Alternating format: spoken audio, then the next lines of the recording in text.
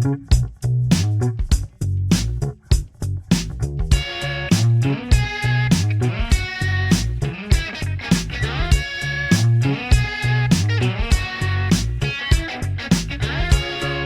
time for another episode of The Gracious Guest Show, The Gracious Guest Podcast, and I am your host, Mike Creevy.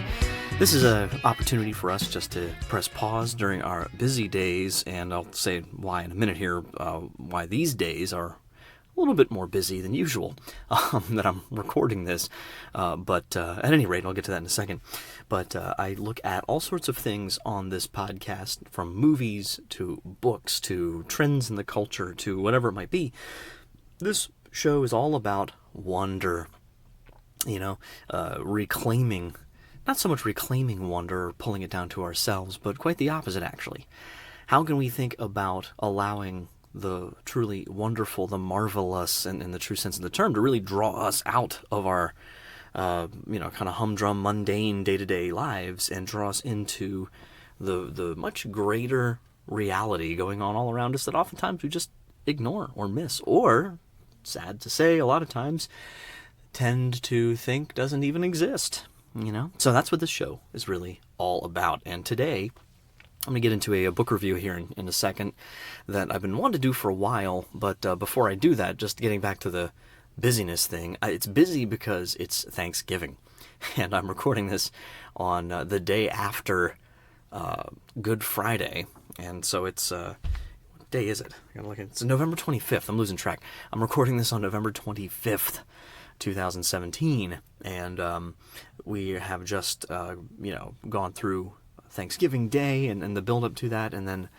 it's the time of year when, for us, especially my wife and my daughter and I, we travel and, head back to be closer to both sides of the family who live near each other. It's basically one town away from each other, and as always, it is a very hectic time of year, and, for a lot of reasons, I think families run into that.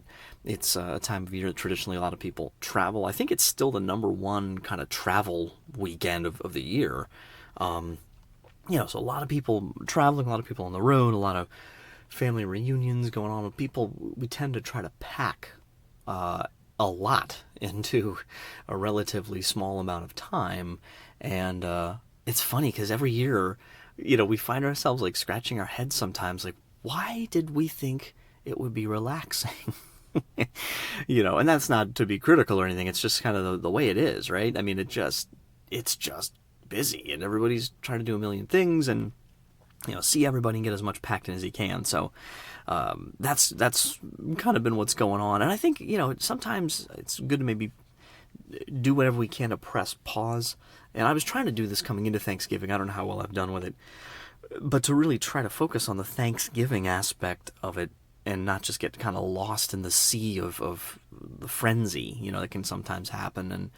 And also with the shopping, because we're all thinking about Christmas and, the way Christmas has been kind of transformed, into primarily sort of a consumerist bazaar of just get. The oceans of ink have been spilled on that in other places, so I'm not going to do that on this show. I want to keep it a little more upbeat, but still, that's obviously going on for all of us, and, sometimes it can just, I think, without us even meaning for it to do this, it can sometimes really just kind of make us think mostly about the stuff we don't have, or the stuff that we have to do, or that we have to add to our lives or to our experiences.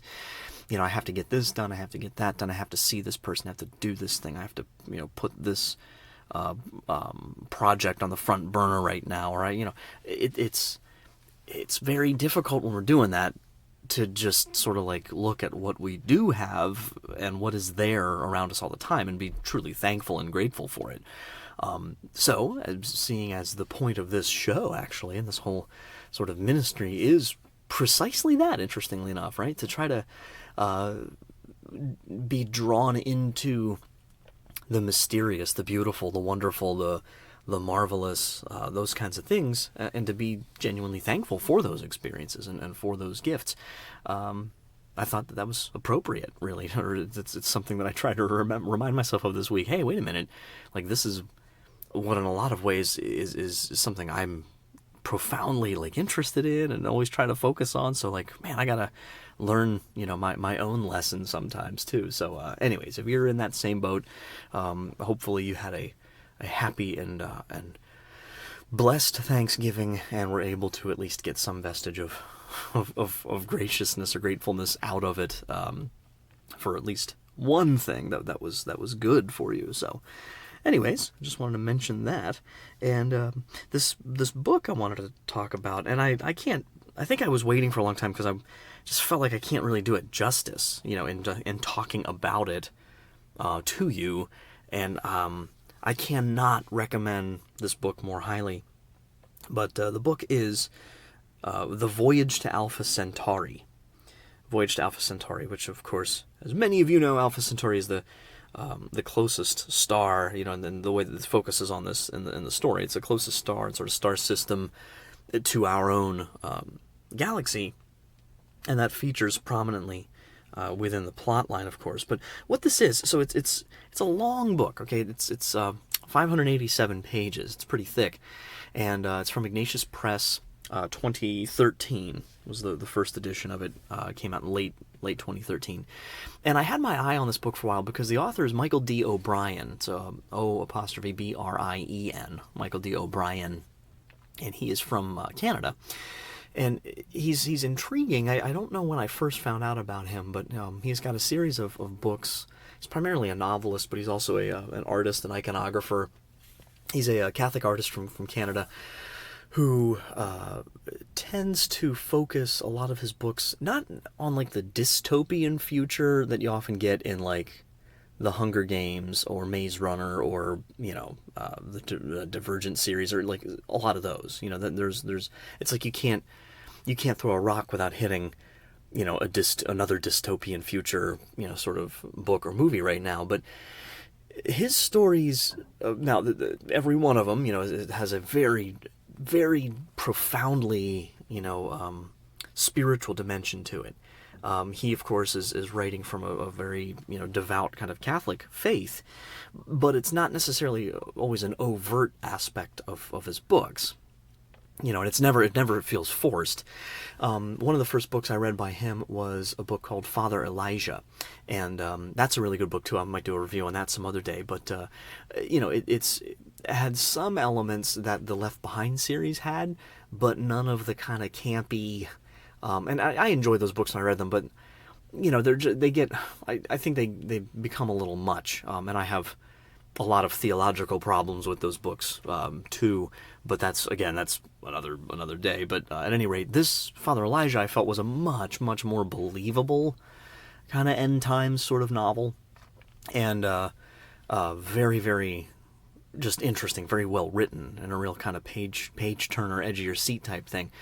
So I liked his style, I think, after that book, and read a couple other things. But I had my eye on this one for a while because it was his first foray into science fiction, and I thought that's kind of a big leap, if you've never done that before. And I was curious how it would work out. And this is one of my favorite books of all time. And all I can say is just by general plot line for you, it basically takes place 80 years in the future, and the main character you meet up with right away is Dr. Neil de Hoyos, and he's from, I believe, New Mexico, if I remember correctly. I don't have it in front of me here, but he's from New Mexico, and he sort of grows up, as you gather in the story, more or less from our perspective, like over the next like 20 years, like in our timeline. So there's a lot of things about like our culture and some of the cultural trends and stuff that make their way into the backstory of Neil de Hoyos in the book, but very gradually, very subtly. Most of the book is written basically in the form of like extended journal entries, and the basic plot is that there's this giant, enormous ship called the Cosmos that is this big intergalactic ship. It's going to carry thousands of people, scientists, leaders, sociologists, all these kind of key figures from the society of the day, to Alpha Centauri, to a planet very much like Earth in a lot of ways that they've discovered near Alpha Centauri, to basically investigate it, to consider colonization and that kind of thing. and it's going to be a long flight. I think it's like 10 years out, 9 years back, or something like that, like 19 or 20 years total round trip, with a little bit of time when they get there.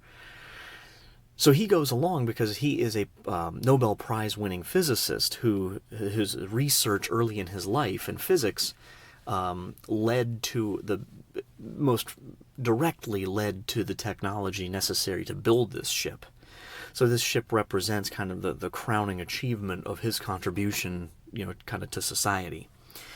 So he's going along for the ride, and I think when we pick up with the story, he's like in his late 60s or so. Or in his 60s. So he's kind of, he's starting to get up there, and he's going along for the ride, basically. And there's no way to really tell you, like, okay, well, here's basically what it's about. It's about everything.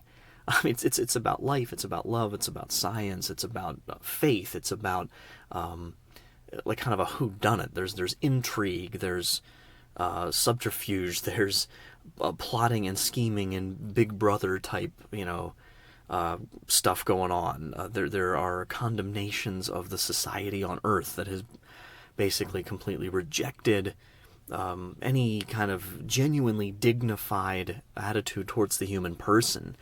And everybody's just a science experiment, and we've lost that human connection, rejection of marriage and family life, rejection and adoption of all sorts of sort of attitudes and behaviors really detrimental to human flourishing. And so as the story goes on, like, you gather all of those kinds of influences, those kinds of things, but like I said, it's very much in the background in a very organic way. The story just kind of grows. So he's not heavy-handed, doesn't like, here's my view on this. It's just a good novel. So like life on the ship, and especially the idea over like that amount of time. He makes it very compelling about, like, this is a whole decade that these people spend together on this ship just on their way there. And that's hard to do, I think, to kind of keep it going. And the pace is good. There's some, longer sections where there's just not a whole lot going on, as there probably wouldn't be in a lot of ways. Like, how do you cope with space travel, like when you get antsy, and like, there's like this ebb and flow throughout the story. But eventually they get to the planet. And this is going to be spoiler free, but they get to the planet. Then there's a whole new, it's almost like a few stories in one, because then it's like, well, all this stuff that happens to them on the planet, and some amazing discoveries that really change a whole lot of their perspective on everything they thought they knew about everything. Basically, is all I'm going to say. And then that really drives a lot of the drama, and there's conflict, and there's fighting, and there's revolutionary kind of undertones to it and everything, and life and death type stuff on the physical level and on the spiritual level that really breaks out. And then the things associated with the return trip, which again I'm not going to give any spoilers, but that really just takes you deeper and deeper and deeper, and then, sometimes it'll be like in the 400-500s of the 587 pages, whatever, before some big thing is revealed about Neil's, childhood, that you're like, whoa, okay, wow, that really makes a lot of sense of why he's been like this whole time, So this is basically, let me just give you a real quick, this is from just the Amazon, and I put the link for this book in the show notes for you. Right now they have it on Amazon. It's a little more expensive than it was when I got it. Right now it's $29.95. And I think they have a Kindle. I don't know if they have a Kindle. The Kindle edition is $17.71. Paperback's $21.93. I got the hardback a couple years ago. Christine got it for me for Christmas. And I devoured it. I read it. I mean, again, it's a long book, but I read it in just like a couple of sittings. Just couldn't put it down. We didn't have a baby yet, too, so that made it go a little faster, maybe. So, but this is the review here I wanted to share with you. I think that really says it pretty well here. Let me see if I can find it. Dr. Peter Cray from Boston College, who I greatly respect, and I've talked about him before, he very in a pithy way here just says, Michael O'Brien is a superior spiritual storyteller worthy to join the ranks of C.S. Lewis, Flannery O'Connor, Graham Greene, and Evelyn Waugh. And I would tend to agree. It's I think, going to have a really special place eventually once people kind of learn about it. And then this is from Marvin Olasky, who's the editor-in-chief of World Magazine. He said, some sci-fi novels are scientism fiction, worshipping science. Others are science friction, where high-tech makes humans lowly. Voyage to Alpha Centauri, though, neither creates a new god nor blames science for our sin. Its narrator excitedly embarks on a 19-year trip aboard a sleek, huge spaceship, only to learn of oppression in the heavens as on Earth, with big brothers watching and demanding lying conformity. Michael O'Brien shows us the battle that ensues and its sensational result as he skillfully portrays a clash of worldviews without end. Amen. Well said, I think. And there's so many great characters and the character development between all of them throughout the story. International characters. You get characters from China, from India, from Russia, from like all these different parts of the world, men and women, young and old. He's just really good at crafting these believable stories of all of these individual characters who are bringing with them so much baggage, and the idea that no matter where they go in the universe, that's going to go with them. We can try to go and found new worlds and have this progressive utopian, like, oh, if we just do this, everything will be perfect. No, it won't. It won't, because we do all this stuff to try to escape the reality that we are a human race beset by sin, by a rupture of our relationship with God, our Creator. And you can run away from that as much as you want. You can try to hide from it. You can try to explain it away, but it will always come back. And you must face it eventually. And that's really kind of, I think, what he explores in a very, like I said, kind of subtle way. None of these characters are for the most part, overtly religious or have any spiritual sensibilities a lot of times like that. A lot of them are jaded or fallen away or agnostic or atheist or, or from different religions too a lot of times. But they all kind of have the same story that unifies them, and it's just really, really interesting and really well done. So, again, I'm going to wrap it up here, basically, and just, there's nothing more I can really say other than do yourself a favor. I mean, like, make the investment, because, again, it takes some time. I mean, some people, I'm not the fastest reader. I'd say I'm probably average, maybe below average speed reader, I'm not a speed reader. I mean, my speed of reading is average or below average. So far from a speed reader. But this one, I mean, for me to have read it as fast as I did, just take my word for it, is saying something, quite frankly, as far as how engaging I really found it. So, I really recommend it to you. It's a good read. It's different. It has, I think, a better and more ultimately hopeful message than a lot of these other kind of dystopian future stories do. And even though, I mean, and that's not because it's rose-colored glasses it's looking at everything through, or that, everything's all hunky-dory. Far from it. There is tremendous suffering. There are parts of this book that'll just, like, blow your mind. Like, no! Like, oh, how could that happen? Or just, like, there's one point in particular I had to put it down and walk away, and, like, I had my hand up on my head, and Christine's laughing. I was like, my jaw was just dropped. I was like, oh my gosh. She's like, what? I'm like, I want to tell you, but I can't, because you might read this someday. So it's like the holding the spoilers in, is just really difficult, because there's just a few things where it's like just really shocking, cool, awesome, heartbreaking, tragic, funny here and there. Like, it's just really just has it all. So again, Voyage to Alpha Centauri by Michael D. O'Brien, Ignatius Press, 2013. Check out the show notes. I got the link there to the direct link to it on Amazon. If you want to get it right from Ignatius Press and help them out, because they're just a phenomenal publisher.